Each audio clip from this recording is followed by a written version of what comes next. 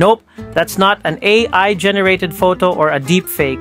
Hindi yan kagaya ng obviously deepfake propaganda ng mga DDS, yung polvoron video di umano ni PBBM na pinakalat ng grupo ng mga DDS alpoterang sina Harry Roque at Claire Eden Contreras aka Maharlika, kung saan napahiya ang mga pambansang kontrabida sa international media. A video allegedly depicting Philippine President Ferdinand Marcos Jr.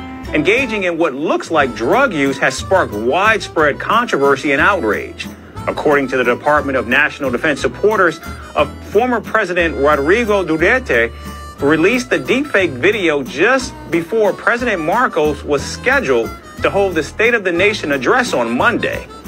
The Filipino Defense Secretary quickly moved to reassure the public, emphasizing that the military remains steadfast in its support of the president. Now, balik tayo